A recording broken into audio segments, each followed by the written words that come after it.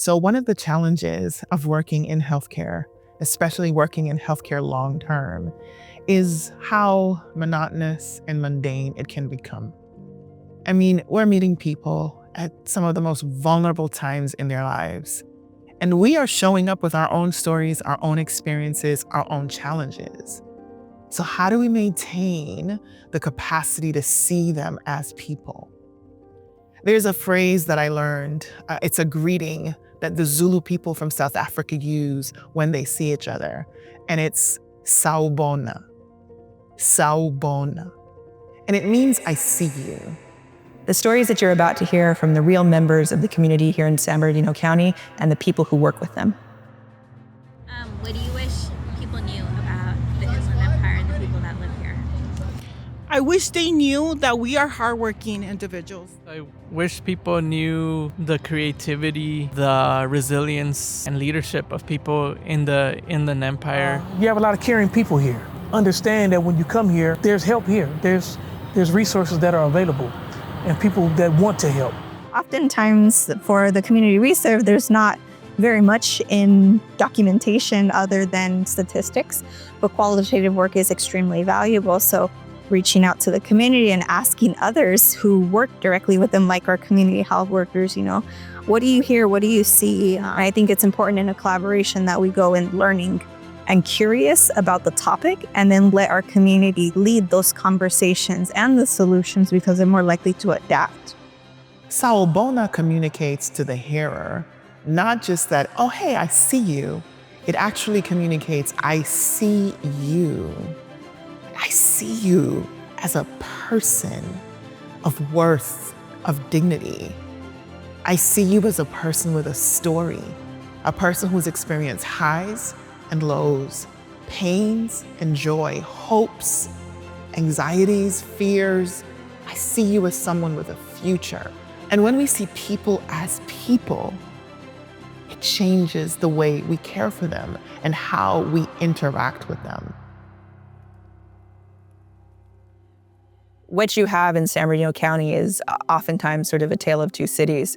You have Loma Linda, this sort of beacon of health and well-being and healthy living and lifestyle. And then you have adjacent to it, directly across the freeway, San Bernardino County, that is sort of famous in its own right for dramatically difficult numbers associated with childhood obesity, with poverty, with access to resources. And so these two communities live side by side, and how do we work with both of them together? It's really of paramount importance to understand their lived experience and understand what are the challenges that they're facing in trying to access care and better their lives on a daily basis. We're really lucky that members of this community are willing to share their time, share their experiences, and just talk to us really candidly and openly about what their experiences truly are.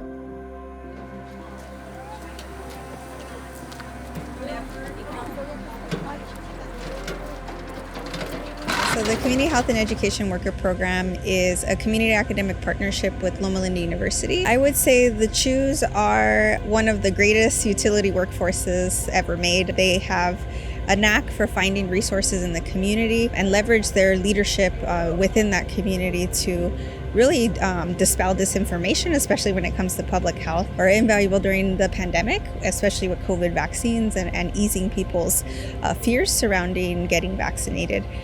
They are also from the community, so we leverage the relationships that they have. It's the difference of being greeted with a friendly smile that's familiar versus potentially being greeted with someone who's in a suit who may not quite fit into the community that we're targeting. CHU stands for Community Health and Education Worker. So we're that bridge between home and school. In this case, we work in the education setting and also with health, So we bring resources to our families, but we also are community members that live here in San Bernardino, and we're very proud that we're from San Bernardino, that we're from the community. So we already know what barriers our families are having. We have the same needs that they have. Buenos días, ¿cómo está? Bien, bien. ¿Va, está registrada para recibir pañales? ¿Y también va a llevar comida o nada más los pañales? Sí, ¿me puede dar su nombre? So I would say the economics of our region has been a huge barrier for our families. So housing has significantly increased in our region over the past 5 years, an uptake in our food boxes and the number of people who are coming and requesting food boxes. And then we give diapers, and that's also to supplement folks because they don't have the income. The reason the diaper distribution was created was because 70% of the income was solely to purchase diapers. So over here in San Bernardino, in my experience, there's a lot of transportation need, a lot of lack of tutoring, behavioral health, medical insurance. Rumors are like San Bernardino is dangerous. Where do you work, San Bernardino? Oh my God, San Bernardino. And in this past 2 years that I've worked here, I have never encountered like a really bad scenario out in the community. The families are they're very welcome and they're very resilient, like I said. So our community is one of the most resilient communities that we can work with.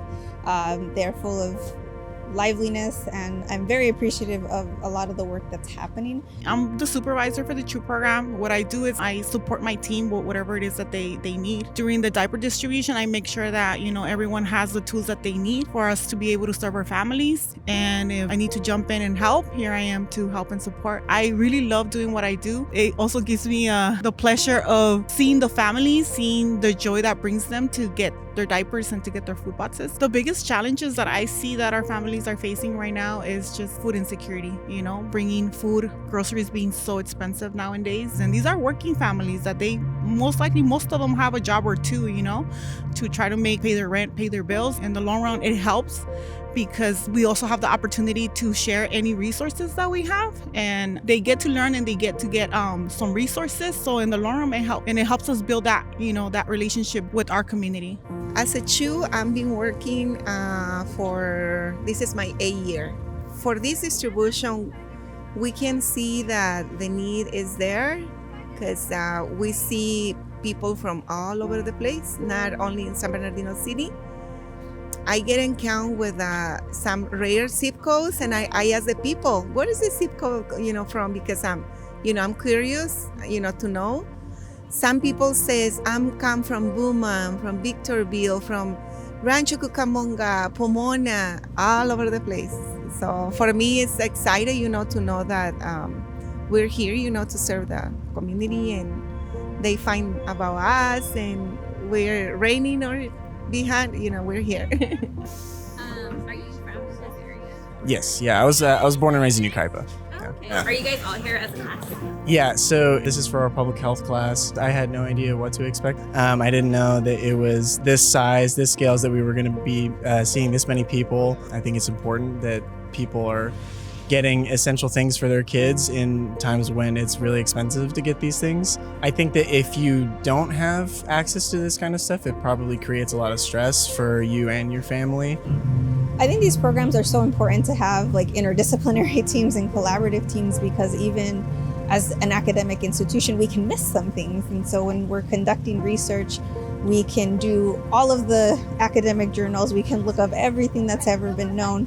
Oftentimes for the community we serve, there's not very much in documentation other than statistics, but qualitative work is extremely valuable. So reaching out to the community and asking others who work directly with them, like our community health workers, what do you hear? What do you see? And I think it's important in a collaboration that we go in learning and curious about the topic, and then let our community lead those conversations and the solutions, because they're more likely to adapt. I tell people and I tell my family this is so important. You need to reach out. You guys are so awesome. I've been using you guys for years, and I tell people, you guys are the best of the best of community action. And we thank you. My family thanks you. I thank you.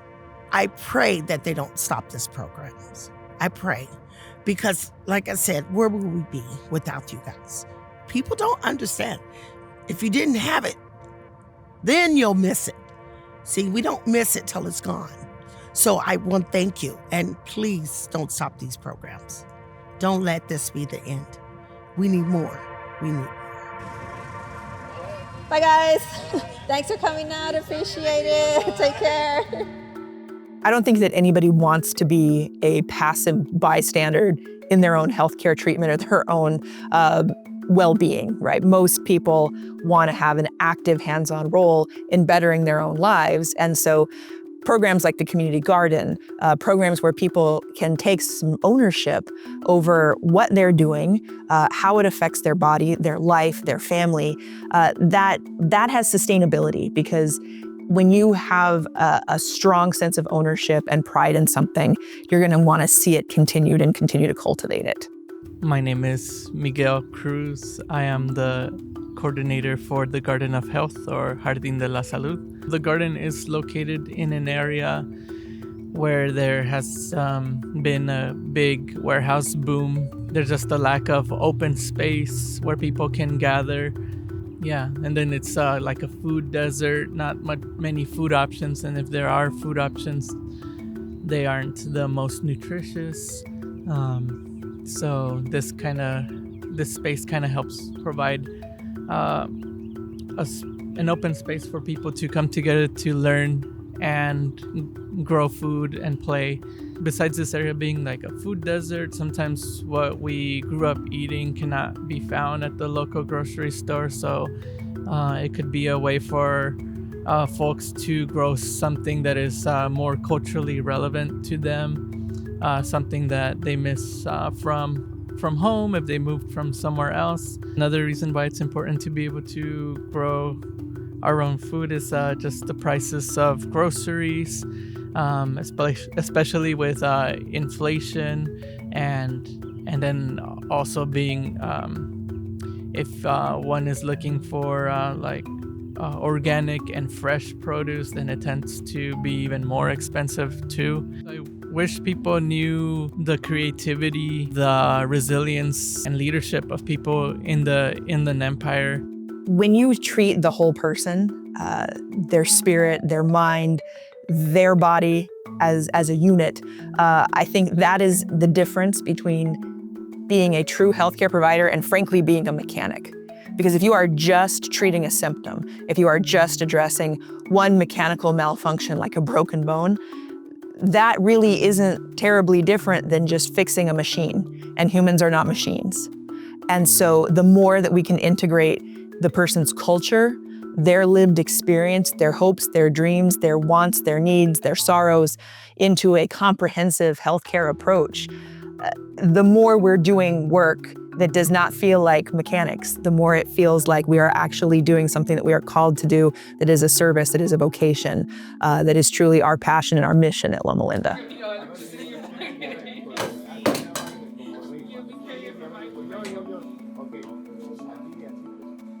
An individual, she tried to describe the scene, but she was driving, so. Yeah, that's I was so like, okay, funny. we'll figure it out when you get here. She literally told me like 10 minutes ago. We believe our role as community health workers are a bridge to community from hospital and vice versa. So meeting a need can say a lot about our hospital. And so not just so much that, but what we're implementing whole health and whole care. And so, just meeting them where they're at. And that means sometimes it's at a bus stop. Sometimes it's in a hidden spot where they're sleeping.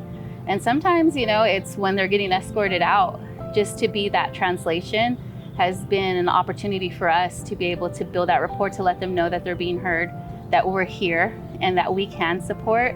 But most of all, that they're important, and to validate what they're going through. I think for me personally, I would say, understand that they were not always like this.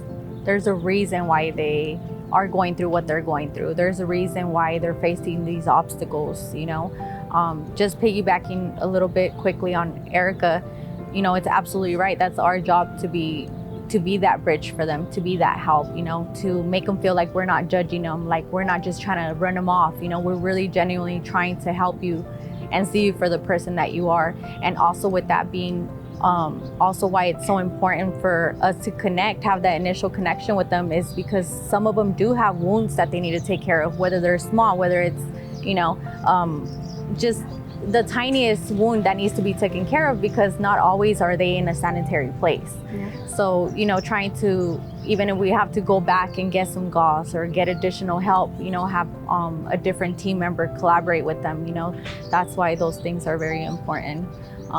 But mainly, allowing them to see that they're human beings, you know? They were not always like this, and they have a story. I was in the same situation, you know. I was going through obstacles, you know, and you know, we have so many CHWs. We're all a team. There's so many resources, so many nonprofits. There's so much help out there, you know, but they won't know unless you approach. They won't, you know. A lot of it too, for me, it's important that we take off those biases. Take off that jacket. Just leave it, you know. But attend to this person like if they're a family member, a child, a brother, you know, like attend to them as if they were like that. What would you do if you had your sibling that was going through the same thing? How would you approach them? You would get them to a house. You would try to get them clothing, shelter, you know. So it's like doing it with purpose. Like for me, it's from my lived experience and being able to have that support that helped me to come out of my ways, but first and foremost to God that delivered me. And so being able to turn back and say, well, you know, I understand you, we have a lived experience, then, you know, you're able to have that connection. So it's very important to allow them to feel, not just know, but feel comfortable enough to say like, yeah, I do need help, you know. Some people don't know that you care until you show that you care. And going through our lived experiences, first thing you want to do is build connection. I like to connect through food. Because who doesn't like to eat, and who doesn't get happy when they're hungry, you know, when they eat. But just showing them like I always like to reassure, like I've been here, like I know exactly what you're feeling. I'm not here to talk about your situation. How are you? Like how can I be? And 9 times out of 10, these patients just want to feel human. They want to feel heard. They want to feel connected. They want to feel alive. Sometimes when you go through those traumatic experiences, a part of you dies. I think too, like biblical reference always says that it takes a village to raise a child. But reality is that's a life lived, a journey lived is necessary to have a tribe around you. And so for us as community health workers, we're able to build community around individuals that may have lost their way or who feel alone. But I think that's something that is important to understand, that it takes, you know, a lot of different support systems, a lot of different community connections. We're just one of many. And if we can continue to just build community around one individual, how far can they, you know, excel? And so that's my hope, is that everything that we do in our work, that will be grounded with that understanding that we build communities around our individuals that are struggling, because that's what it takes, support from all different, you know, all different directions. And so we hope to provide that. Yeah, as a community health worker, I believe this role is created by God. This is everything that qualified me for the role was ministry and doing the work of God. And I'm a believer, like the scriptures say, like you feed a man that's hungry, then you're feeding Christ, because we know who has saved us from, you know, our struggles, but also who the answer is. And when we have that light, we want to share it with others. And so that's our hope. And that's what really pushes my work, is to be able to meet those needs that I'm allowed to by God. And so I'm grateful for that opportunity. You know, you give a man something to drink, then you're doing it unto who you're grateful to and who you are redeemed by. And so those opportunities are allowing us just to serve. And so our hands are here and willing, you know, to serve to that capacity. We all have sacred texts that guide our spiritual practice within our particular traditions. And within the Christian tradition, one text that stands out to me that connects so nicely with Salbona is Jesus talking to those who invariably followed him, saying to them, "Do unto others as you would have them do unto you."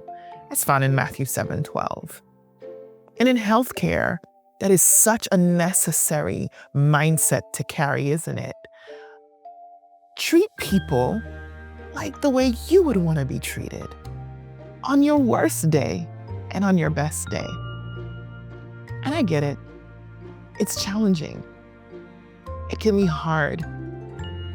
So often those of us who work in healthcare, we suffer from compassion fatigue, and we are notorious for not taking care of ourselves. And yet, we have to come back to those aspects, those spiritual traditions, those texts that remind us of our why. There's a gap. There's clinicians that are so invested in their work and they have so much heart, but they don't necessarily have the time to really delve deeper and help walk along, like Camille was saying, just go on that journey and hold someone's hand and see what really might be that root cause of what's going on. And somebody might want to start some classes or have something better for their children, and they just need that extra support. It might be in the moment or thinking about long-term goals.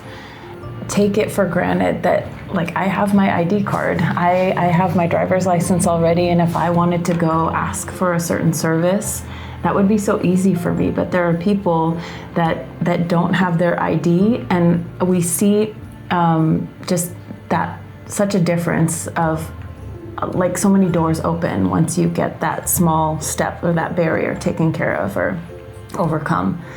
I think I went to school here, so I understand when we learn about social determinants of health, we don't have those specific examples of people in front of us. But working with the community health workers and in the community, we see the drive in people just really wanting to take those next steps. And the CHWs just know how to fill that.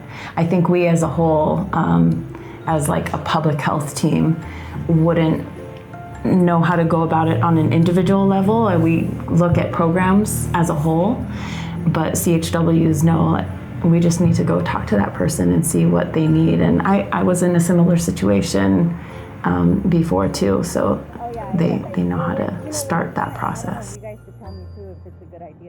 The Inland Empire actually has a number of individuals who have been diagnosed with sickle cell, and part of that is because of the influx of individuals from various parts of the world. When you think about Southern California and the Inland Empire in particular, we have individuals coming from various areas of the globe. And for that reason, we have a fairly high rate of individuals in the Inland Empire with sickle cell disease. Community clinics are a wonderful way for individuals to get access to health care. When you think about the kind of access, we think about ophthalmology, there may be dentistry, there's often a primary care physician, and maybe even pharmacy individuals who are present to support individuals getting access to care that is a lot less intimidating and may feel a little bit more comfortable and inviting to a formal doctor's office. When we think about access to health care, community clinics do an amazing job of providing that because it happens right where the individuals are. So it takes away some of that fear that individuals may have regarding going to a doctor's office, and it may feel a lot less intimidating for them as well. Being able to partner with the community is key because when I think about an academic setting, very often we may be distant from the individuals that we provide services for, but when we can partner with an organization that knows the community, that is familiar with the community, that speaks the language of the community, they may be even supporting things like food drives and giving clothes and doing backpack drives for children and turkey giveaways, etc. Being able to partner with them, with these organizations that understand the very needs of that community is paramount because while we are providing the medical expertise, they have the relationship and we can benefit from that relationship that they have with the communities. There are a number of things that are impacting our population within the Inland Empire. I think about the social determinants of health, where we look at things like income and the environment, even the culture in which individuals are living, and how those things can impact overall health. I think about health as kind of an important aspect of quality of life because an individual's health is going to determine the frequency of school attendance. It's going to impact things like the frequency of maybe missing days of work on a job and those sorts of things. So when we can support the social determinants of health or reducing those by providing healthcare in the community, it's a win-win. I wish people knew that there's so much wonderful work that's happening here, and it's a hop and skip away. Sometimes you may stumble across the diaper distribution mainly because of the line that extends across 2 streetlights and the number of people who are kind of populated in the area. So I think this is a community that is so rich in diversity and so much value is here and the solutions exist. It's just really lending an ear to the population to bring those solutions to life. I've seen this not only in the work with the community health and education workers, but also in my research, where families are more than happy to provide input and insight and say, how do we help? not only our families and our students, but how do we help other families and students as well? I'm a transplant to the Inland Empire. I'm from the East Coast and further east from that, the Caribbean. And when I moved to the West Coast 20 years ago, I didn't know the term Inland Empire. Like, what is that? Having lived here for 20 years, what I would want people to know about the IE is that it's so rich with stories and experiences. It is this vast history that's untapped. Like, there are people from all over the planet who show up here, and there are people who have made this desert their home. And when you get to taste their food, when you listen to their music, when you hear their stories, you realize, hey, we have something in common. And the fact that we get to do life here now at the same time is a gift that I wouldn't trade for anything in the world. The Inland Empire is a wonderful place to be. Individuals think of California, they think of Los Angeles, but they forget about us. And when I think about the kind of heritage and culture that is here, we have it too. We have it too. There are so many beautiful places surrounding even the Loma Linda area. There are mountains that you can see on a clear day. And it's a wonderful place to be. There's so many opportunities too to really provide services and support for those who are underrepresented and under-resourced and marginalized. And I feel really blessed to be part of this community. I think for future doctors or anyone who's in a helping profession where you get to see people face to face, especially if your healthcare system or work targets a vulnerable population like those who receive Medi-Cal, those who are low income, I think go visit your community. Take a drive around to understand what's happening in the community, what may or may not be accessible. You don't have to look very far to see very many liquor stores or fast food restaurants in San Bernardino or any of the other areas that we serve, and food deserts, but we don't see very great grocery stores around for our families. So we understand that even if we wanted to increase the overall health rates, say for diabetes, because it's such a high prevalence here. How do we address that? We can't just provide medication, but where are they supposed to access the foods that are suitable for their diet as a diabetic? And so when we're thinking about things, we're not just providing solutions for the sake of saying, you need to change your diet, you need to take this medication, but also understanding the real life barriers that families have as far as the accessibility to some of the services that support healthier living and lifestyles. And then we have transportation as an issue. So if they can only walk to the local liquor store to get food, then that's a limitation. And so how do we provide real life solutions for the community is really by listening to their experiences and understanding the whys behind and what motivates them, and then how can we find feasible supports for community that don't really overburden them, but the goal is how do we get to a healthier individual, and hopefully that extends to a healthier community later on. There is so much diversity here. There is such a wealth of knowledge. There is such a beautiful human spirit. And above all, I think there is a desire by the people who live here to make their community, their lives, their children's lives better. And we only improve as an institution, as a community, by working hand in hand to try to make things better. And I would hope that anyone who leaves San Bernardino, leaves the Loma Linda campus, leaves this experience, it is with a warm feeling about what is trying to be done here.